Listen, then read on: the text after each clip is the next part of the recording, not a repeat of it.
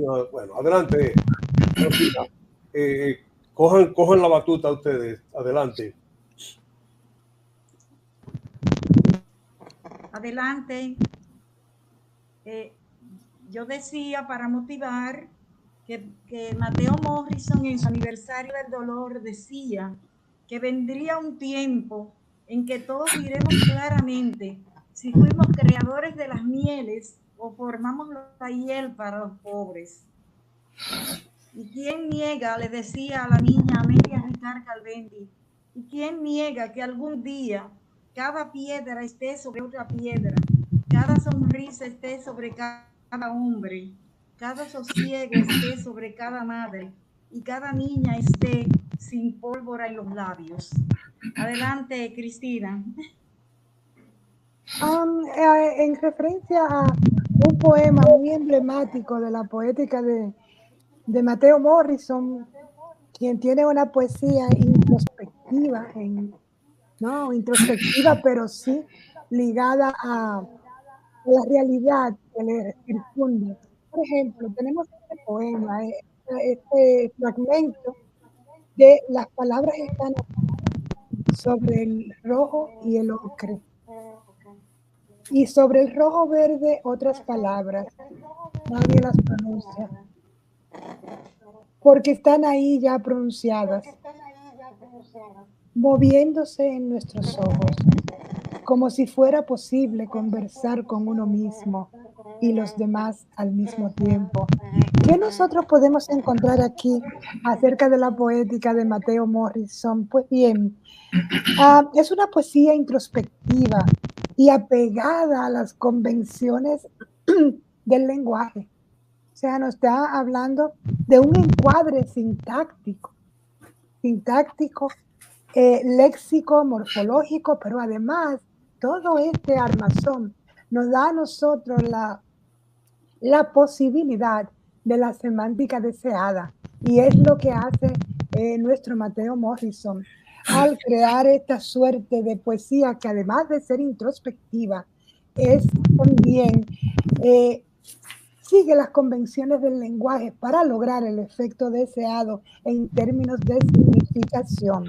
Entonces, ¿qué tenemos? Dice que no hay una verdad, sino la cercanía a la verdad, o sea, buscar la verosimilitud, o sea, una aproximación.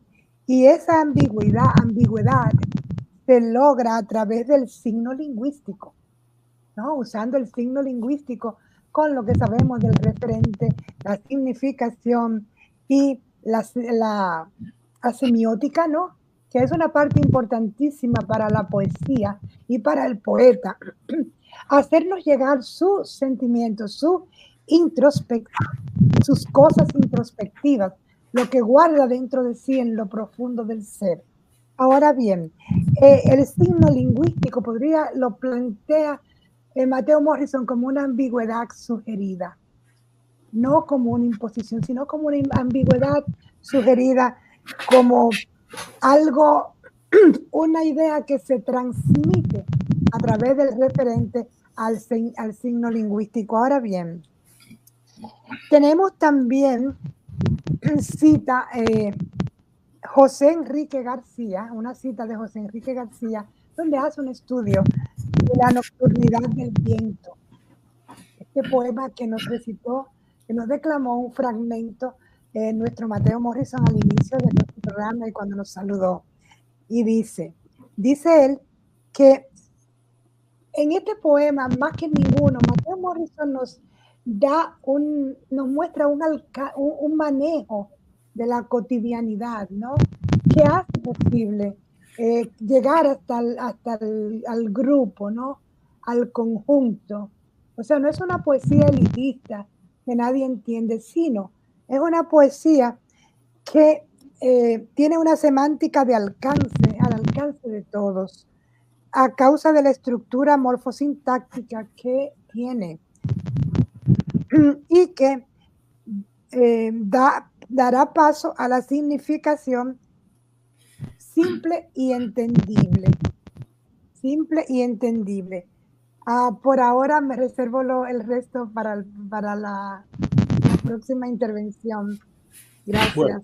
Bueno, vamos a escuchar a María Teresa Young ya sobre este tema, que bueno, Mateo Morrison es el poeta, bueno, el poeta de la generación de posguerra, de mayor perfil, ¿verdad? El más integrado, bueno, junto a Tony Raful, Enrique Eusebio, o sea, todos esos muchachos.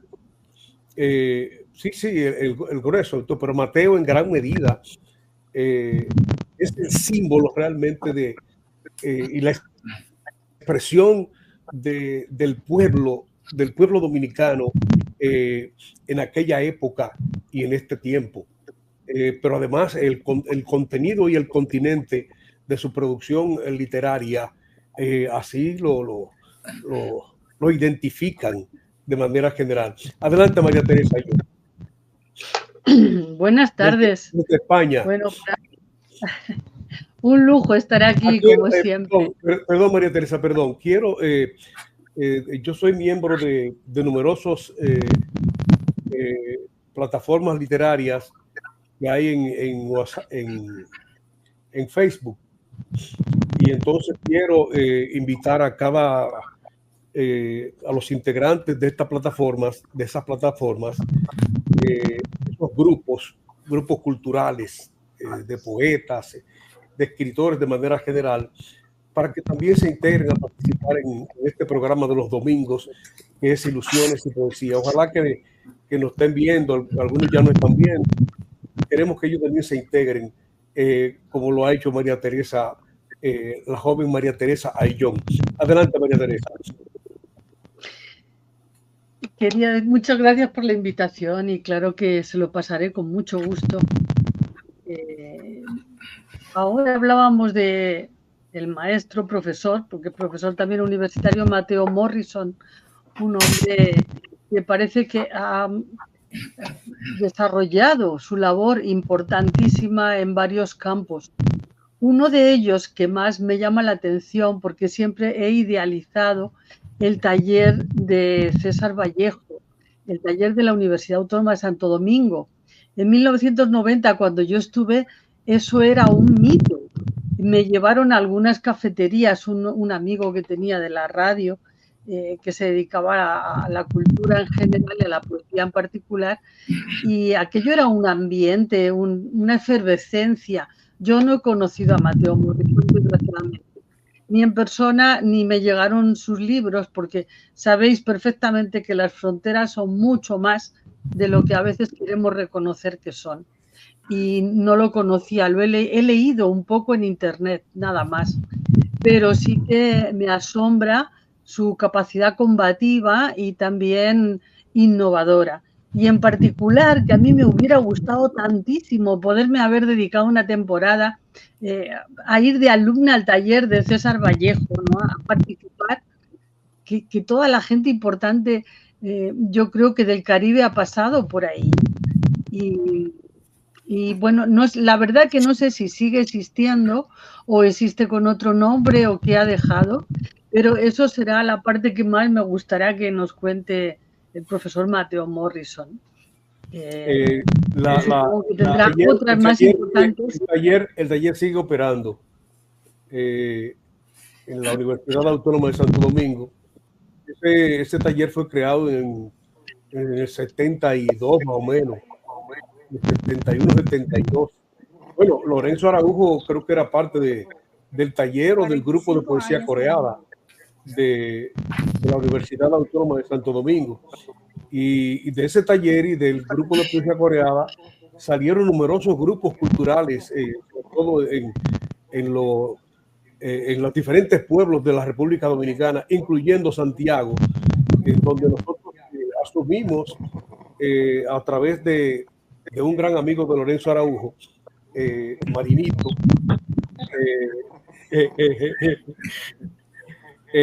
Adriano de la Rosa. Adriano de la Rosa, asumimos el grupo de poesía coreada y grupo de teatro Luz y Progreso, que donde quiera que nos presentamos salían manifestaciones. Cuando nosotros nos presentábamos en los diferentes pueblos, se armaban unas manifestaciones, unos micromítines. Le mandaban la policía. Sí, no, eso era. Incluso cuando estábamos presentando, la policía siempre estaba acordonándonos. Los cacos blancos. Sí, acordonándonos. Realmente fue una experiencia maravillosa, pero el taller existe aún, María Teresa. El año pasado, don Carlos, disculpe que lo sí. interrumpa, el año pasado se celebró, creo que los 50 años, ¿verdad, Rosina? Del taller César Vallejo. Y hubo bastantes actividades interesantes y en las cuales dirigió muchas de ellas Mateo Morrison. O sea, el taller está activo, María Teresa. Sería un gusto para nosotros que tú visitaras la República y que estuvieras. Y con gusto, los que viven allá te darán un paseo extenso. Con mucho gusto. Y a mucho honor. Yeah. Sí. Pues. Mateo Morrison. Adelante, Cristina, ¿tú estabas hablando? No, para darte paso.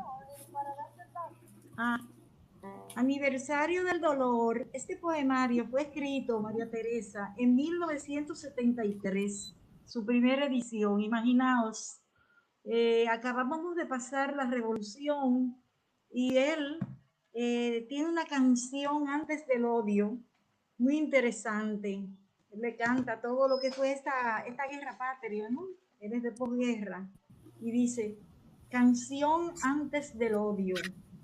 Sé que antes del odio fue el amor, que las niñas, ya doncellas, blandían sus sonrisas en los poblados, y el niño, casi hombre, regaba con dulces piropos la llanura. Y preguntarán entonces, ¿por qué tienen mis versos este rastro de llanto recrecido? Mi historia es la historia de un niño que despierta y advierte el mundo como el dolor instituido, que quisiera convertir en rosas y juguetes todas las espinas de la tierra. Quería decir que antes yo hablaba del correr de las estrellas, de lo hermoso de la tarde formándose de nubes, de la flor, del horizonte y de las aves. Pero desde hace poco mis versos tienen un rastro de llanto recrecido, un crujir de dientes, un odio almacenado, desde que la siembra quedó trunca, o sea, la muerte prematura de los niños. La fábrica creció alimentada por el sudor y por la sangre, y la madre enlutó de lágrimas mi pecho. Desde entonces, y a pesar de que antes que el odio fue el amor, mis versos tienen un rastro de llanto recrecido. Este es Mateo Morrison, un hombre que siente el dolor del pueblo, el dolor de los niños que pasan hambre, que supo dar acogida.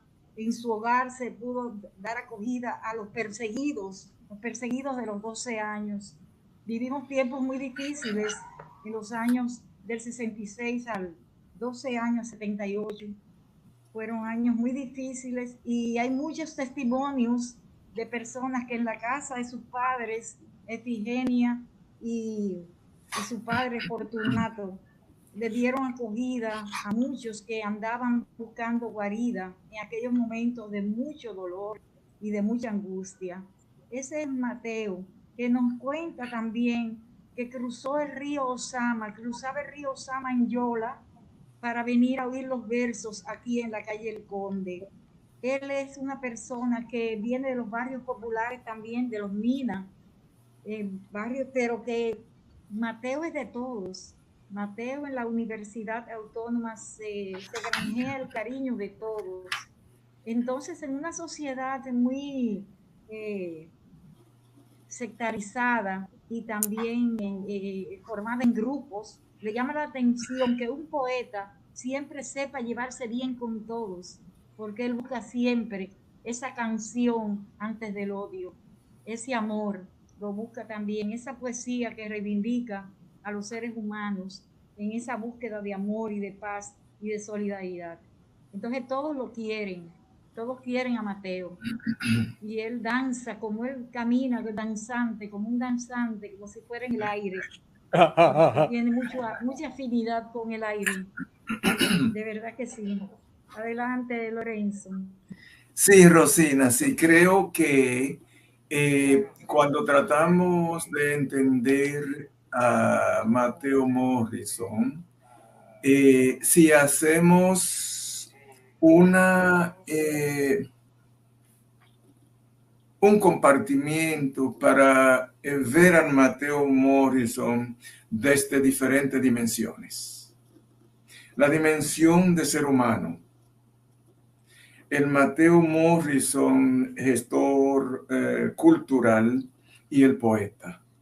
Son tres instituciones superpuestas en una sola.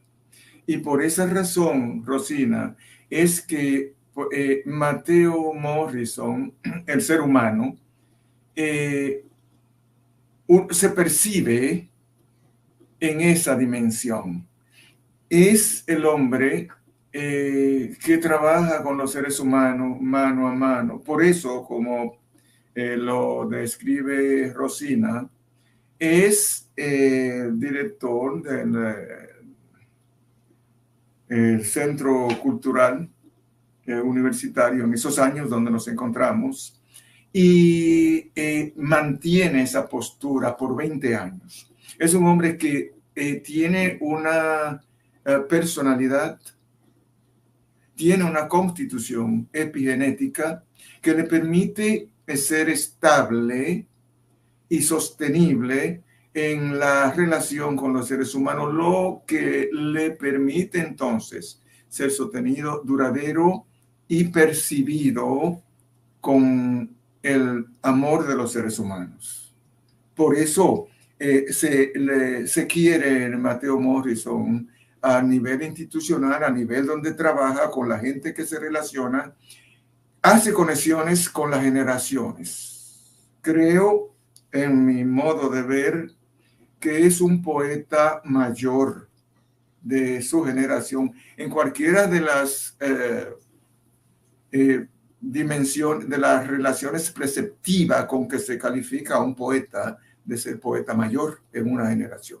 Mateo logra transmitir sus ideas, logra comunicarse, logra ser percibido, conocido y difundido en el grupo de su fecha y de su periodo de nacimiento, en el periodo histórico y político que le toca vivir, como ya señaló Rosina, es cuando llega al movimiento cultural universitario, no es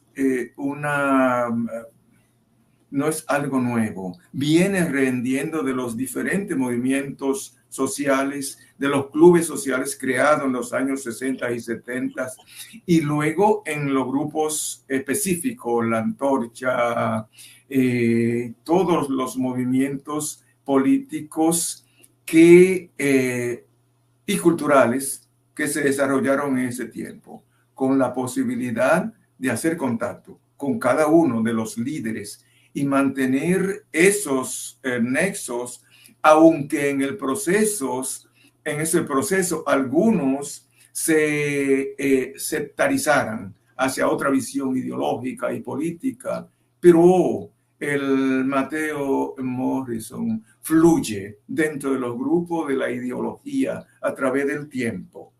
Y esto es entonces lo que le da la dimensión de gestor cultural. A través de los años ha mantenido en una forma lineal.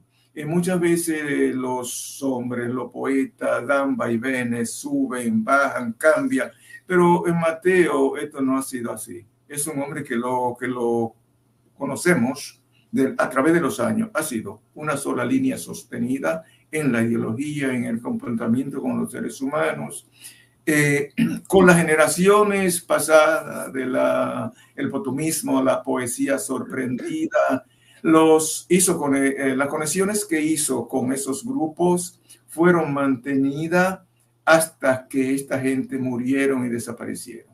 Y todavía después de su muerte, Mateo escribe y vive la conexión con esa generación. Pero no es solo eso. Cuando uno habla con los poetas los nuevos poetas, encuentra en todos los grupos que entonces lo consideran a Mateo como el padre de los poetas.